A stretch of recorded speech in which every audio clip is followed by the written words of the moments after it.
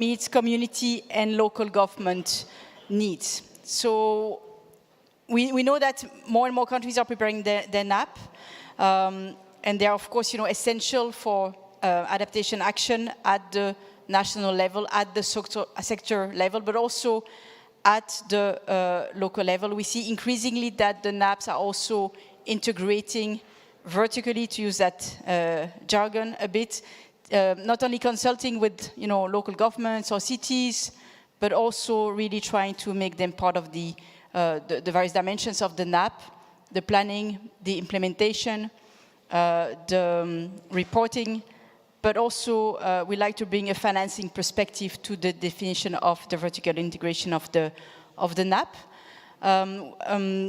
My name is Sophie de Koning with the UN Capital Development Fund. I'm managing the local climate adaptive living facility, which is supporting countries across region, currently 38 countries trying to implement their NAP and NDC adaptation chapters through their decentralization system, adjusting them for being fit for purpose to address climate change.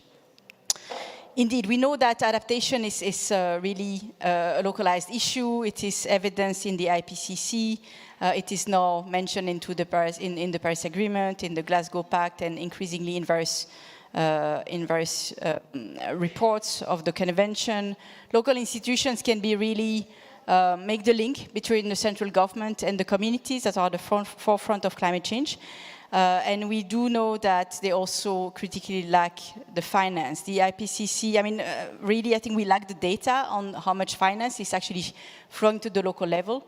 The BA report has some case studies. Some observers talk about 10%. The IPCC is not putting any figure, but is acknowledging that gap. And we also know that there is an adaptation finance gap with a lot of call for action there. So this event is focused on capacity building, of course, but also how capacity building can work with finance when it comes to implementing the NAP. UNCDF has been long convinced and working with countries to not consider capacity building as a prerequisite to access finance, but see those two as, you know, the two sides of the coin. You need finance to actually develop your capacities in terms of planning, executing, reporting, and you also need capacity building and support to increasingly use effectively the finance for addressing the local risks.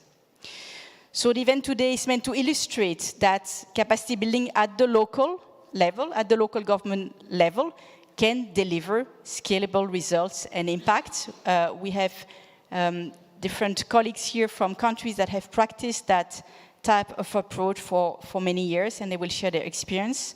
And that it is possible working closely with communities and local government to actually implement at scale. We will also see how country systems can evolve to actually be a receptacle and a channel for accessing climate finance and deliver it, you know, to large portions of a country territory.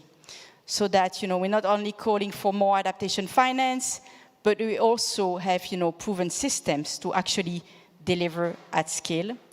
We'll see how capacity building is, of course, you know, essential in doing so, and we'll look at specific, you know, practical experience from hearing perspectives from, you know, partners from the national government level, but also from the local government level. So we have here today Mr. Antwi Bosiako Amoa, please forgive me for the pronunciation, Director, Climate Vulnerability Adaptation and NAP Coordinator at the Environmental Protection Agency of Ghana. He will be our first speaker. Please join us, Antwi. We will also have, and I hope he's on his way, I'll introduce him as he comes, Dr. Apollinaire Gnanvi from Benin, Director General of the Fonds National pour l'Environnement et le Climat.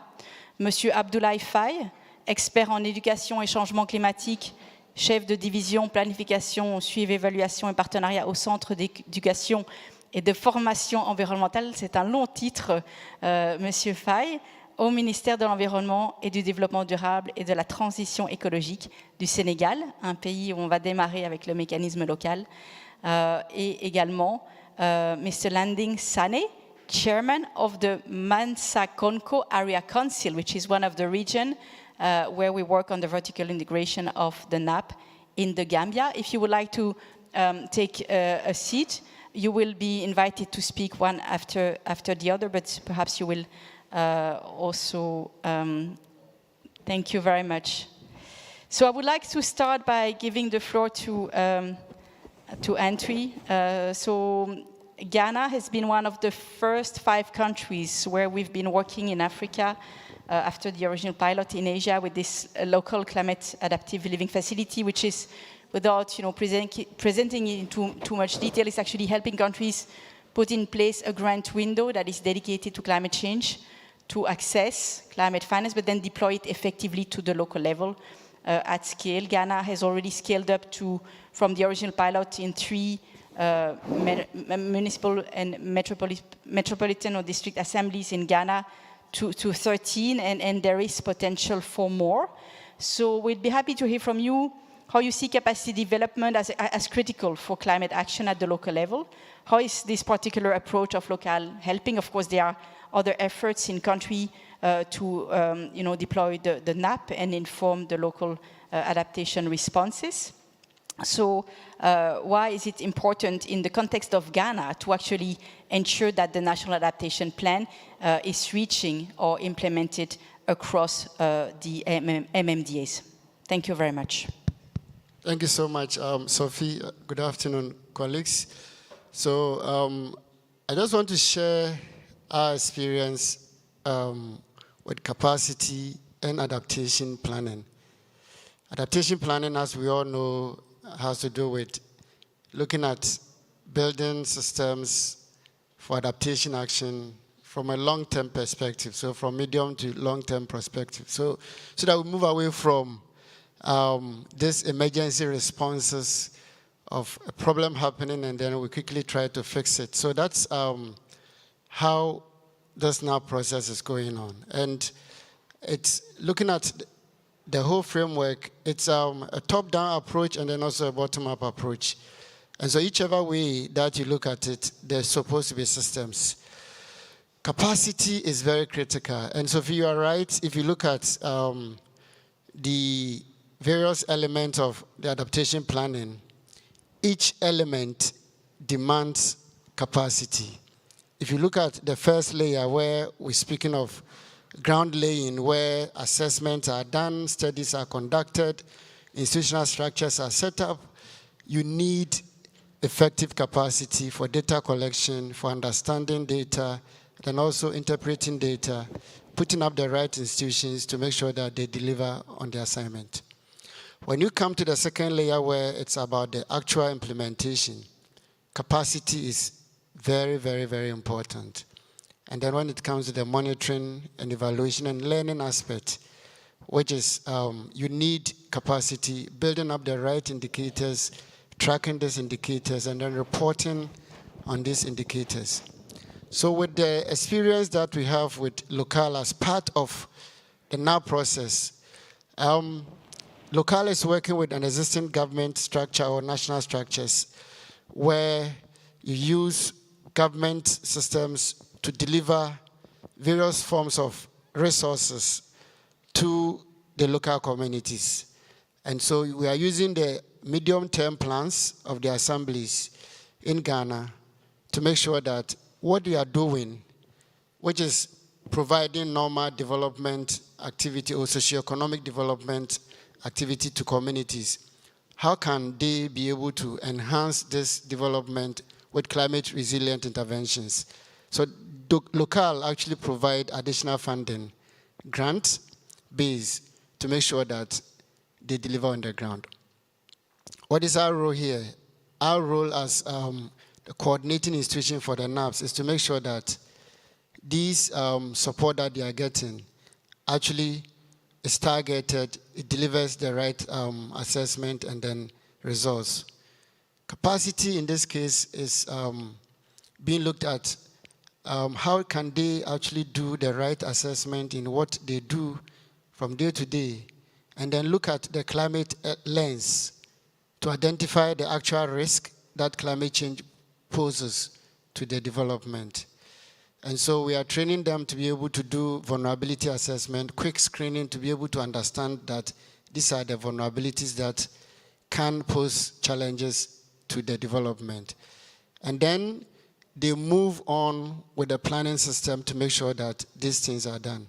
This is because they are doing specific interventions in various forms. Some are constructing bridges for local communities in maybe rainfall-dependent conditions. Some are doing smallholder farms with agroforestry activities. There are a number of activities, coastal protection and so on and so forth. Each of them needs some form of capacity. So the capacity is targeted, identifying the risk and then dealing with the risk, making sure that the right implementation is on the ground, and then also building the right indicators. Very often, they do well on the activity, but then when it comes maybe reporting, then there's a problem.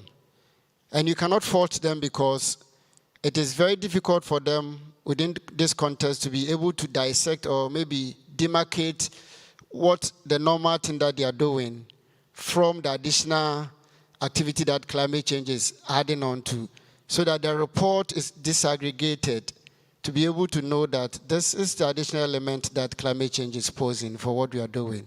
And this, it comes with special training and special capacity. And so I think this is some of the things that we are doing with the local people in Ghana. It started with 3 metropolitan or assemblies. Now we have 13 of them, and then there's appetite. I think they are scaling up with maybe 2 or 3 additional.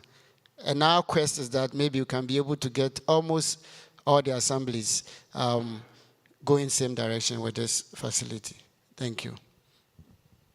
Thank you very much, Antwi, for sharing the experience of Ghana, and perhaps we'll come back to you with questions also after we've heard from the different speakers. Indeed, with this grant system, the district assemblies or other local governments in other countries are assessed every year. So the assessment is meant to make sure that the funds are well used. So there is a dimension of fiduciary risk management, which is, in everyone's interest, but also those assessments are actually giving them points according to certain indicators.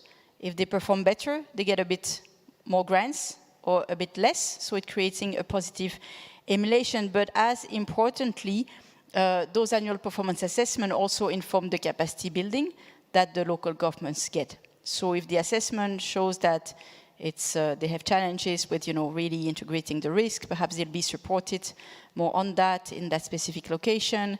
If they have challenges in, let's say, defining the technical specifications of their infrastructure investment, they might get support for that. So the capacity building is really tailor-made to the need of each local government and their communities. Monsieur Faye. J'essaierai de résumer en anglais après, mais je pense que peut-être qu'on peut avoir l'événement en 2 langues et vous entendre en français si vous le souhaitez. Donc l'adaptation, si on veut qu'elle soit vraiment transformative, requiert d'aller vraiment, de renforcer les capacités en profondeur, au-delà d'ateliers, de formation, mais vraiment de aussi intégrer l'apprentissage par la pratique. Quelles sont les leçons apprises au Sénégal qui peuvent informer le déploiement du mécanisme local au Sénégal, puisqu'au Sénégal, on n'a pas encore démarré. Le mécanisme vient d'être conçu avec le gouvernement et devrait être piloté pour commencer dans 3 communes du Sénégal. Pourriez-vous partager votre expérience? Merci.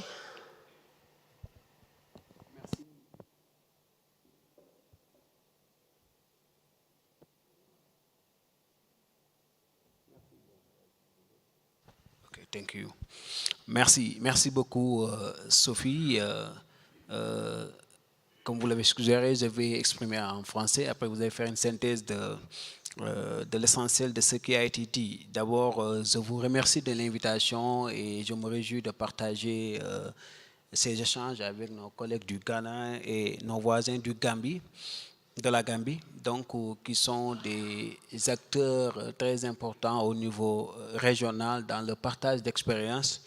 Par rapport au Sénégal, il y a pas mal d'initiatives qui ont été portées. D'abord, c'est au niveau du cadre de référence des politiques publiques qui est le PSE, le plan Sénégal émergent, dont l'axe 2, c'est l'axe capital humain, développement durable. Et quand on parle de capital humain, donc ça renvoie au renforcement de capacités pour avoir des hommes et des femmes capables de porter le projet de développement. Au-delà du plan Sénégal émergent qui définit le cadre de référence des politiques publiques, il y a aussi d'autres instruments qui ont pris en compte cette question au niveau institutionnel. C'est la contribution déterminée au niveau national, au niveau du Sénégal, mais c'est aussi le comité national changement climatique, qui est l'entité qui regroupe toutes les parties prenantes, institutions, sociétés civiles, privées.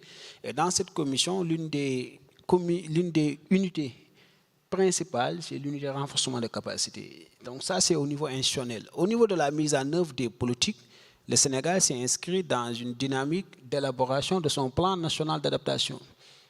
Et dans ce processus, l'option qui a été prise, c'était d'abord d'aller vers des plans sectoriels par ministère.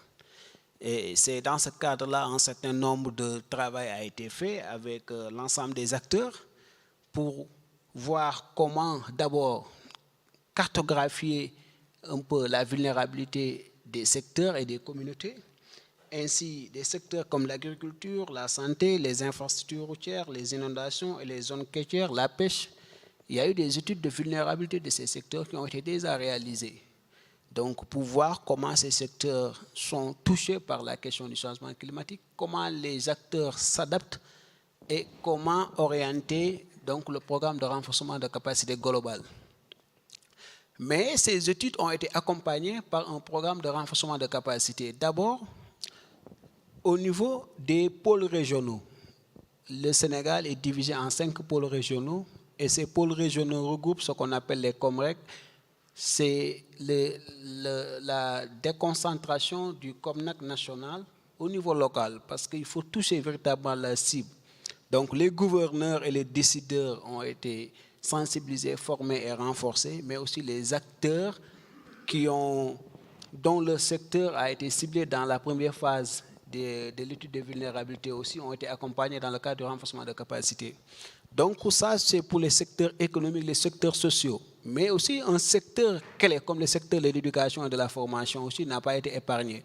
Il y a eu une étude de diagnostic sur comment la question du changement climatique est prise en compte dans le système d'éducation et de formation, que ce soit l'enseignement général, formation professionnelle et l'enseignement supérieur.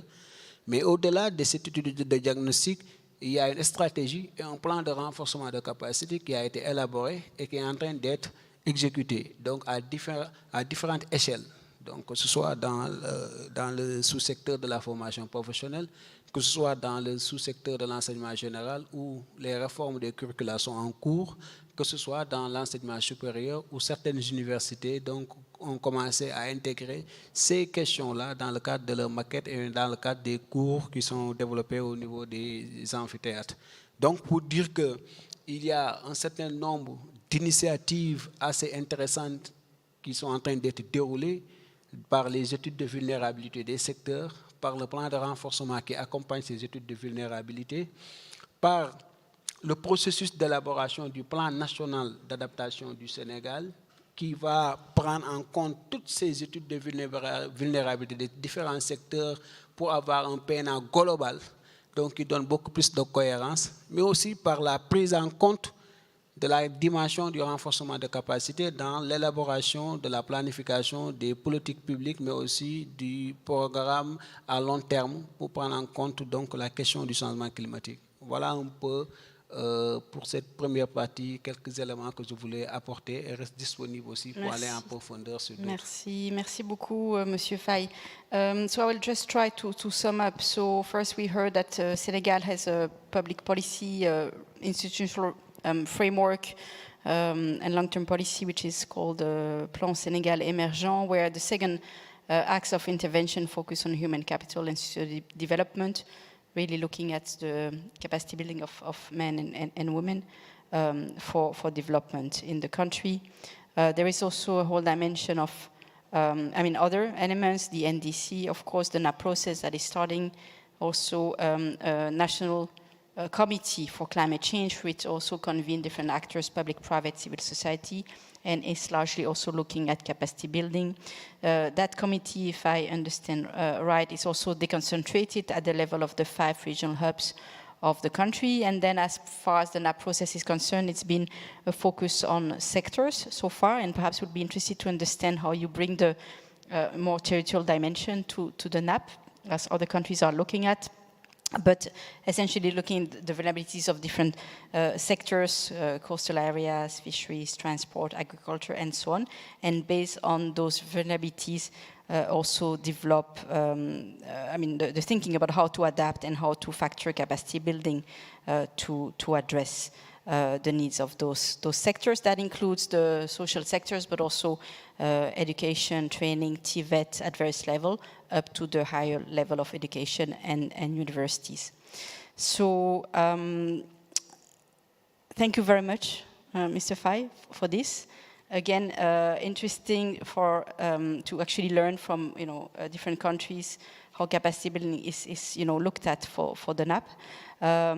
And here I would like to turn to Mr. Sane from the Gambia, who's the chairman of one of the councils where this local mechanism has been deployed since 2018, 2019. The local grant system in the Gambia is now operating in 32 wards of the country, which is the lower level of local government. So it is possible to actually have climate finance reach the people at the lowest level in a government tier system and see interventions on the ground and really the capacity building, not only of the local governments being strengthened, but also of the community. So how does it work in practice to have that climate finance reach the people and lead to meaningful adaptation and long-term capacity building for the people? What's your experience in your council, Mr. Sane? Thank you. Thank you very much, Sophie. And let me recognize my colleagues, Mr. Faye from Senegal, my brother next door, and brother from Ghana, and the audience here.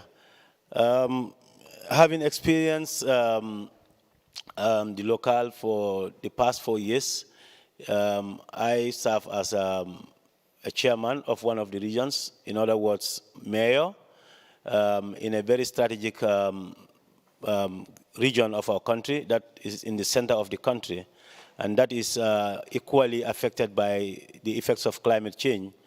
But our institutional arrangement as far as local governance is concerned, I mean the decentralization, apart from the ministry, the line ministry, we have the local government authority at the decentralized level, which I head.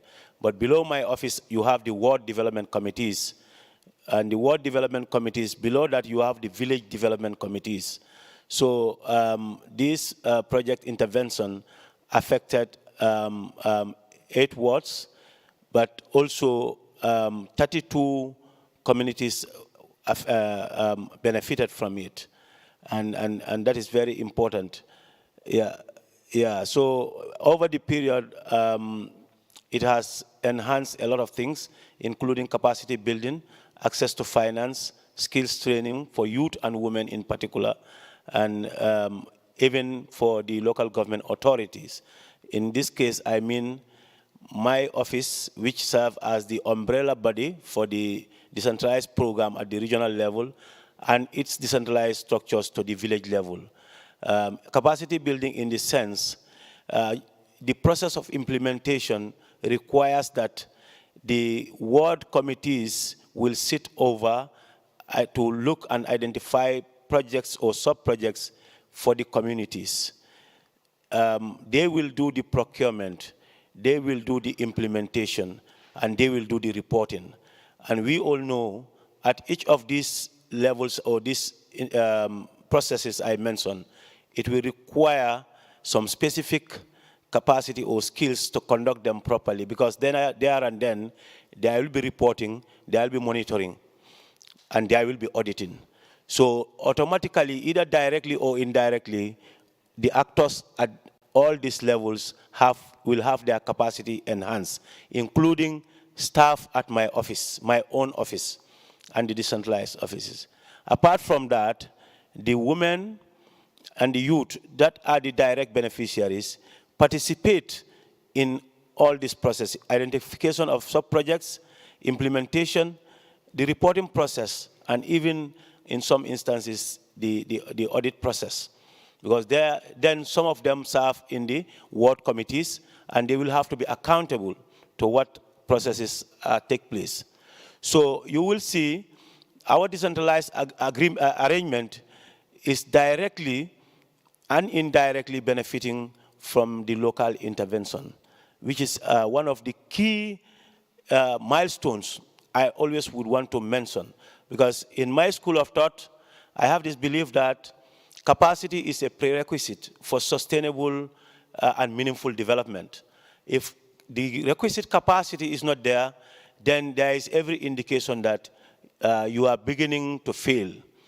But with this approach, with the local approach, there is some indications and signs that when work is done properly, capacity will be built. Not probably automatically, but progressively, all the actors will have their capacities built. So over time, you will see even after the exit of the project or after the finish of the project's life cycle, there will be some capacity left to continue and build on the achievements of the project. So this is what is obtained at our level, and probably when questions come, we will expand on it more. Thank you. Thank you so much, Landing. And indeed, the project has ended. We closed it, but the government of the Gambia is continuing with the same system. So, so for us, it's really, excellent evidence that it is possible to go beyond project approach, and that, once a project is well used to actually help, any actor, but in this case, a country put in place a financing system for local adaptation. If it shows results, yes, the country is ready to pick it up and here finance it from its own domestic resources. So, I mean, I heard from the various interventions important words like systems, accountability, capacity building, obviously, the monitoring. So for this type of work, each investment is justified with a small climate rationale. That's essential also to make sure that the climate information reaches the people so that they can, of course, make the best decision combined with their own knowledge, but also eventually be able to report as part of the NAP or the NDC, as part of also what the country is doing with their own finance. We have about 8 minutes. I would like to open the floor for questions because we have a wealth of experience with the 3 colleagues here. Please raise your hand. We'll pass over the mic. Is anyone interested? Or a question or a comment or an experience of your own so that, we can further exchange. We're interested to see how the NAP might have been localized, if that's the word, or integrated vertically in other countries. Any experience with this kind of, local level action? Please. Is there, I don't quite, yes?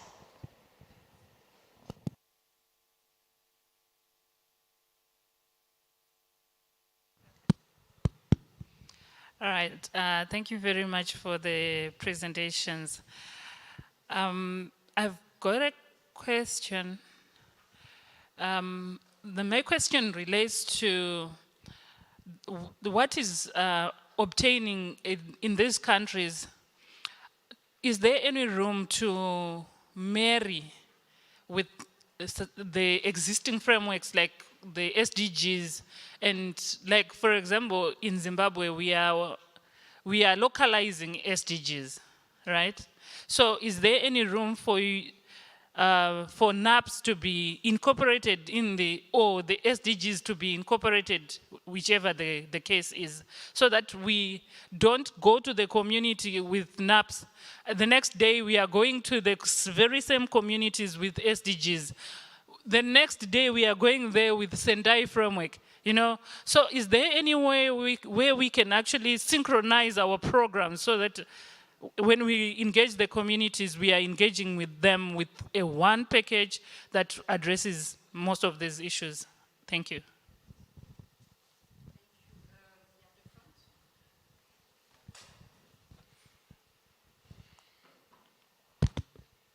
Hello, good afternoon.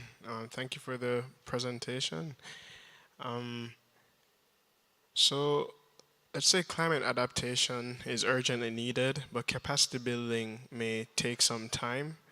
So like for a project, let's say I want to do a project right now in my region, but I realize the capacity is low, but the project needs to be done now, and I don't want to wait to build up the capacity of the people in the region, so I may outsource people. So like, how do you deal with that type of lag where adaptation is needed now, but capacity will take time to develop? Thank you. Perhaps a couple of more questions and then we'll turn to the panelists. Thank you. Thank you. My name is Cecilia Lonyo. I would like to ask the Gambia country which criteria they used during selection of your state.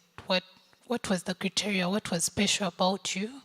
What was special about your location that was selected for the local facility? Thank you.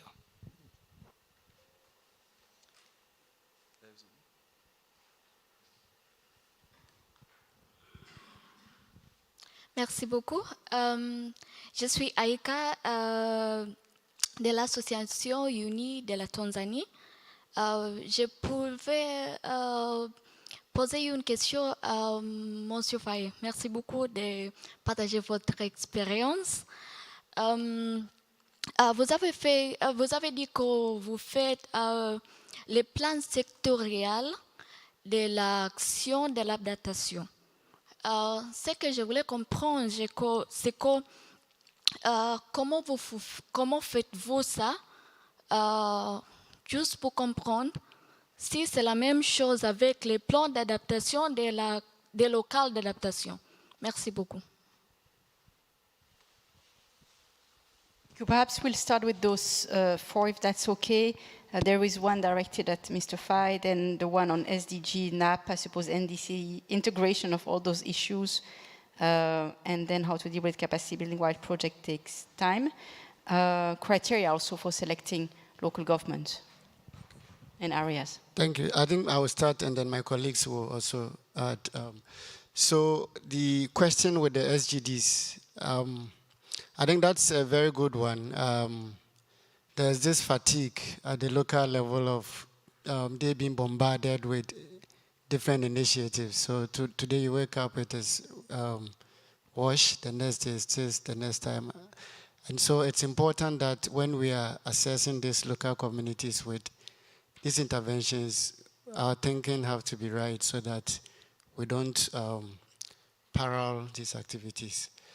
For us, there's no difference between a good, resilient adaptation plan and the SGDs. What are SGDs addressing? They are addressing water, they are addressing education, they are addressing, so they are the same issues that they are on the ground. It depends on the conceptualization and how they are implemented. And that is where your question is very important, that if you say you are doing, you are providing climate resilient school infrastructure, what target of the SGD is it addressing? So that you have to make sure that these linkages are done.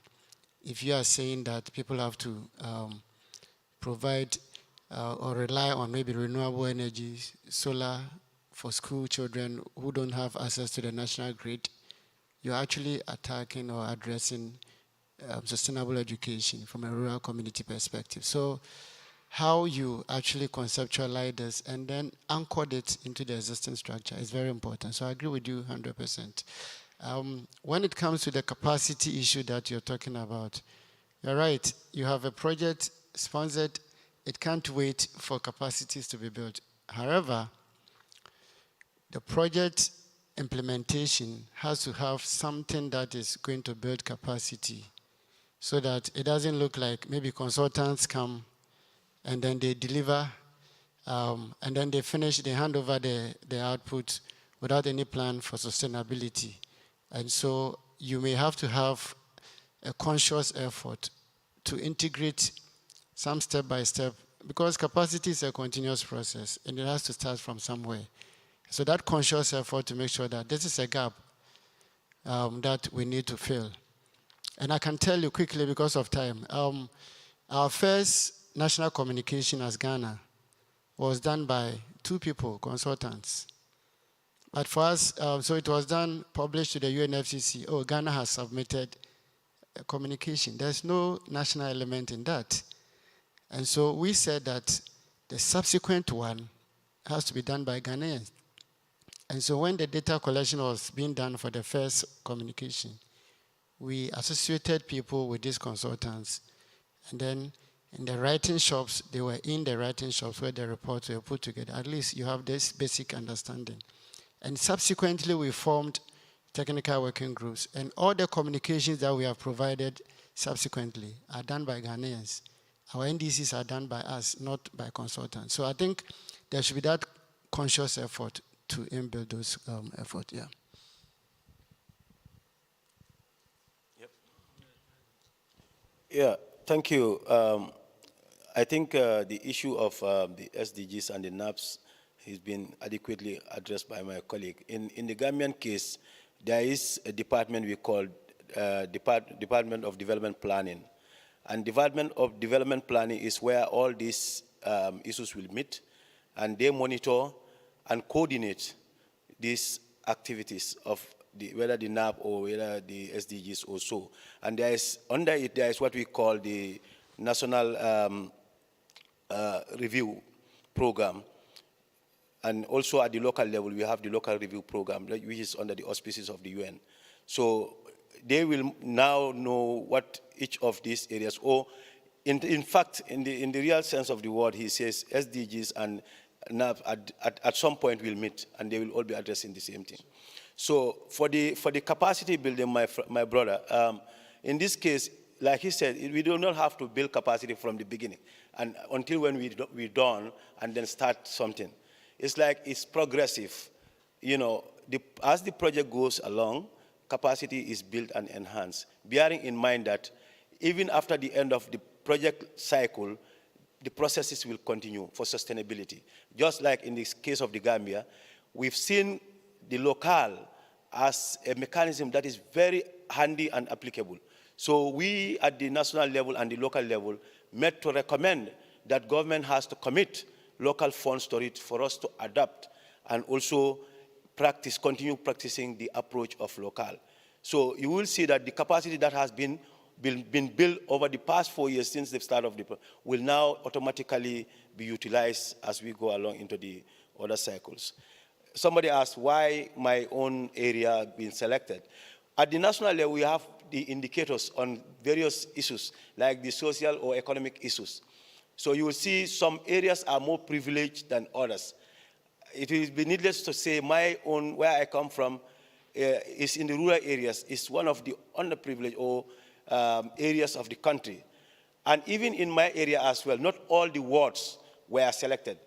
8 out of 12 were selected. So we look at some of the indicators that will help us to direct us to where the intervention as probably a beginning will start, bearing in mind that in the long run, others will also come on board. So there are various factors that will inform the decision to know which area the project will intervene in for the beginning. Thank you. Merci. Merci beaucoup par rapport à la question relative au processus d'élaboration des PNA sectoriels. En fait, nous partons tous, je pense, des PANA à l'époque, des plans d'action national d'adaptation, dont l'approche était un peu nationale et qui a eu à faire un travail assez intéressant. Mais pour l'approche de l'élaboration du plan national d'adaptation, on est parti d'abord de 2 études. La première qui avait sous-tendu l'élaboration des CDN où il fallait faire la cartographie des secteurs qui impactent le plus sur l'environnement, mais aussi les secteurs les plus vulnérables. C'est à partir de cette cartographie, de ce mapping, que les décideurs ont choisi, au lieu de partir de l'approche top-down au niveau national pour l'élaboration du plan national d'adaptation, de partir de l'élaboration des plans nationaux sectoriels. Ça me permet d'abord d'avoir plus d'informations sur le secteur, comment le secteur se comporte, comment les acteurs se résistent par rapport aux impacts du changement climatique et les mutations. Donc, pour chaque secteur, il y a l'étude de vulnérabilité, mais aussi il y a un plan national d'adaptation par rapport à la secteur. Et c'est une fois qu'on a fait ce mapping-là au niveau des secteurs, qu'on va vers un plan global. Et ce plan-là reflètera véritablement les véritables enjeux et les vulnérabilités des secteurs. Donc c'est cette approche qui a été développée et jusque-là, un certain nombre de secteurs ont eu à être challengés pour voir comment donc, le secteur se comporte et les acteurs. Mais l'étude de vulnérabilité est accompagnée par un plan de renforcement de capacité, mais aussi bien du secteur, mais aussi du cadre global. Et ça touche toujours le niveau local. Dans le schéma qui est proposé, d'abord, il fallait regrouper les pays en 5 zones, ce qu'on appelle les zones écogéographiques. Et essayer de renforcer d'abord les décideurs au niveau local, c'est les gouverneurs, préfets, sous-préfets, et à partir de là, les services techniques, mais aussi les autres acteurs qui doivent intervenir. Et dans les acteurs, c'est aussi bien les acteurs institutionnels, mais les acteurs qui tiennent la chaîne de valeur, que ce soit l'agriculture, que ce soit le tourisme, que ce soit l'élevage, que ce soit le secteur des inondations qui impactent plus un pays comme le Sénégal. Donc, tous ces secteurs-là sont en train d'être challengés, d'autres sont déjà challengés, et le travail global va nous permettre d'avoir une lecture beaucoup plus claire qui entre en conformité avec le local. Donc, parce que là, nous sommes allés directement sur les secteurs, sur les populations au niveau local, pour voir véritablement les vulnérabilités et à partir de là, remonter tout cela pour avoir un programme beaucoup plus cohérent. Et cela entre en droite ligne avec les ODD qui ont été, comme l'ont dit mes collègues de la Gambie et du Ghana, donc subi un processus d'intégration dans les planifications au niveau national, mais aussi avec un dispositif de reporting et de suivi pour mesurer chaque ODD, les avancées, les difficultés et les défis. Merci beaucoup. Merci beaucoup, Monsieur Faye. So just to sum up, so indeed, like explained earlier, the starting point in Senegal was the vulnerability assessment of the different sectors, mapping the sectors, looking at in the NDC originally how the impact on the environment, but also how vulnerable they might be. And so according to these different sectors, there will be national sectoral NAP to inform the national adaptation plan itself. There is also an element of localization, looking at 5 agroecological zones, and within those zones, talking to the different level of local governments and their communities. And if we look at the other dimension, is to look at value chain, agriculture, livestock, and the risk that they might face, such as flood. So actually I misread the time because I didn't realize it was finishing at 4:20. So we actually have now 12 minutes. So we just gain time. In case there are more questions, that is, of course, welcome. I see some hands. Just to also complement on the issue of SDG, NAP, etc.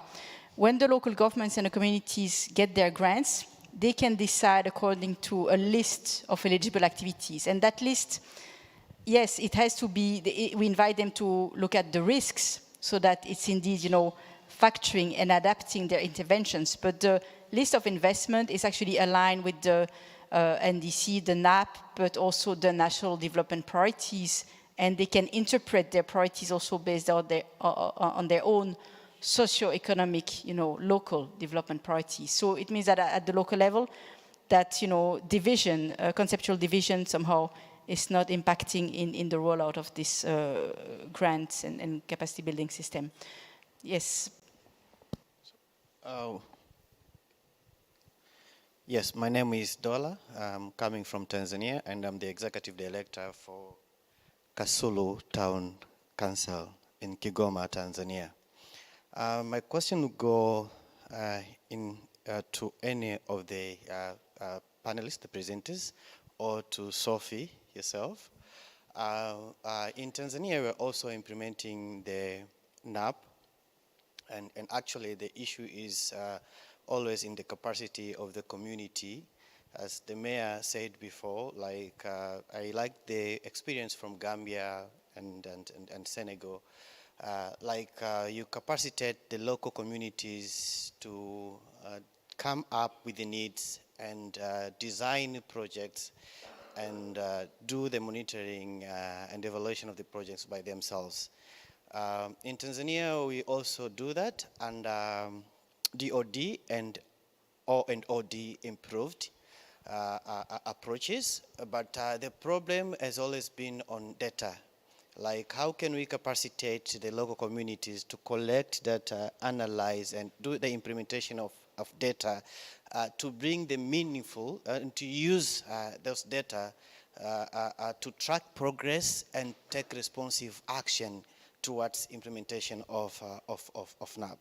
So my question would be so what does it take? What do we need to do as the country, as Tanzania, to get access of support from the UNCDF so that we can build the capacity of our local communities to first have the infrastructure for data gathering, interpretation, analysis, and use of the data to take action, responsive action, and improve our actions in the ground. But it has to go to the local communities. Like, how can we help them?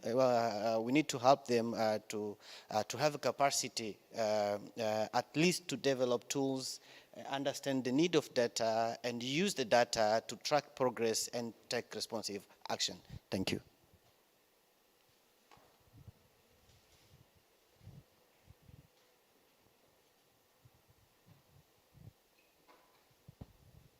Hello again. Since we have a lot of time, I'll ask another question. I'll introduce myself. My name is Ronaldo. I'm one of MIT's student delegates. And my question is, how do we finance increasing the capacity of workers who maybe initially be, let's say, receive low pay, but I guess as you're building their skills, is their pay going to also be increasing? And are our governments excited to let's say, increase wages for these workers as they're being upskilled? And also maybe, capacity building could start from education, but it seems like, teachers, I know in my country, I'm from Jamaica, teachers going on strikes for better pay. So as we want them to also be teaching young people, giving them the skills, is this all this capacity building, where is it going to be funded from, as we want more education, as we want towards these skills, and then we want workers to be more skilled, and are they going to be paid better? Thank you. I think we'll have to conclude with this question, perhaps, allow for interaction as we exit. We have just a few minutes. Would you like to answer any of these questions? So quickly, with the data from the local community, I think that's very critical.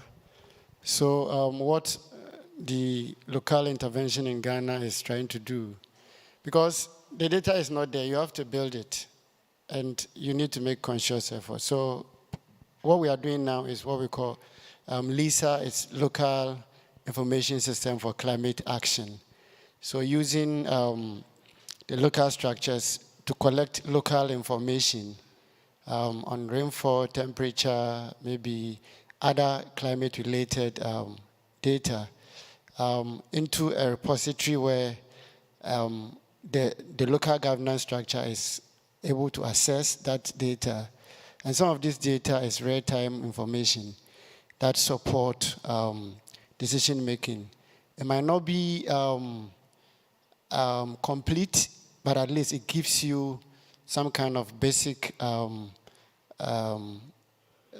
platform to start making certain decisions, and you can complement it with other data. It is one of the challenges that every developing country has, especially when it comes to disaggregated data. But as we have started, I think it's a good start, and then we need to actually enhance that particular system. For what you talked about, maybe the other part of the question I may not be able to answer for teachers and so on and so forth, but for something related to what we are doing, and then maybe motivation in terms of increasing maybe wages or salaries. For this project that we are doing, there's an element where we call it work and something. So it's you are using local resources, so local people, local labor, and then you quantify the hours that they pay in constructing, let's say, a food bridge that they are going to use. Instead of bringing a consultant or maybe a contractor from outside the community to come and do it, you use these local people, largely women, to do, and then they are paid for the hours that they spent as a motivation. And I think that is something that is related to the project, but not from the government side that you talked about. That one maybe I may not have the answer. Yeah.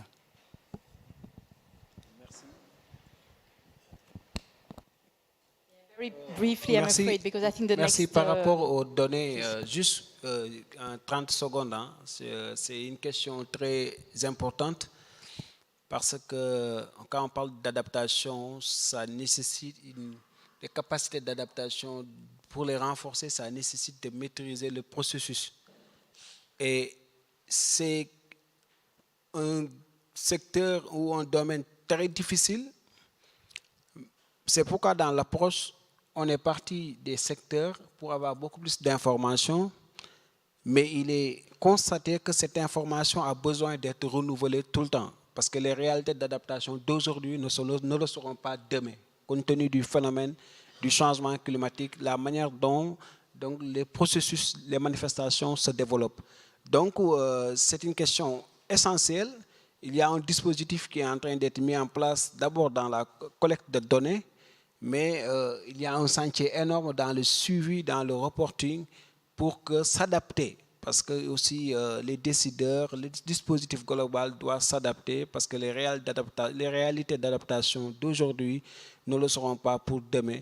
Donc cette question elle est essentielle pour accompagner tout le processus. Yeah, thank you. My response is maybe we didn't expand a little on the project. The project that is being implemented, that we're talking about, has three major different components. That's job, skills, and finance. The capacity building in this case that I am talking about is that it might not even be a formal capacity training programs.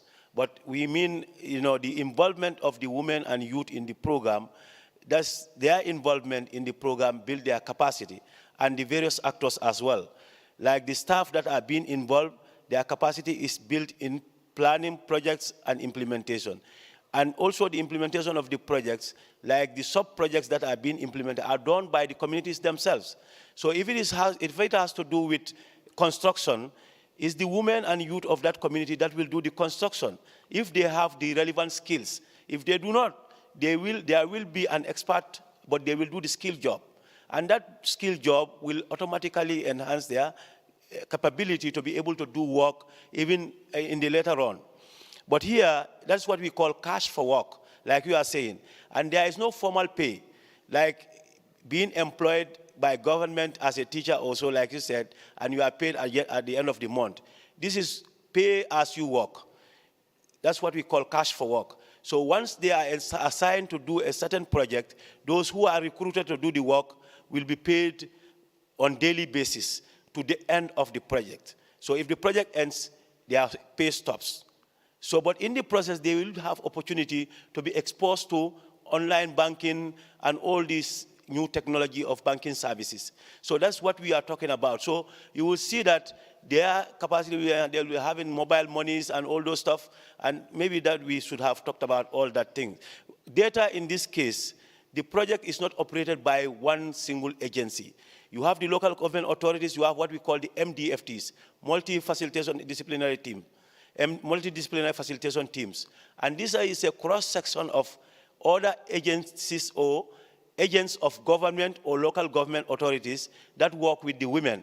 So in the process, all those agents have their primary responsibility that they will monitor and pick data on the area of their work. Like for women, if Women's Bureau is working with them, Women's Bureau will look at how many women is working on that cash for work. And the project itself will take data of the cash for workers, the various involvements or engagements. So that will provide data. Of course, we know the challenges of getting data, but the project has a mechanism that can give you correct data on whatever is being done as far as the project is concerned.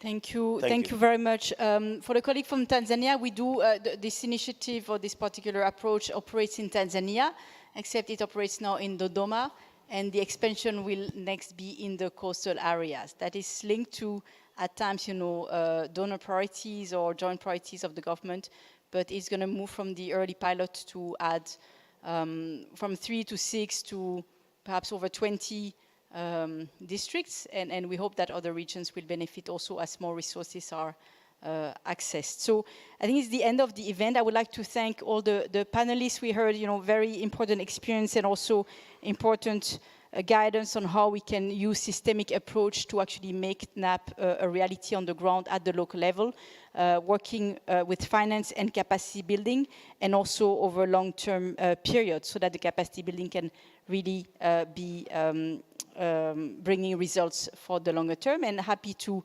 exchange with you as we conclude the event. Thank you.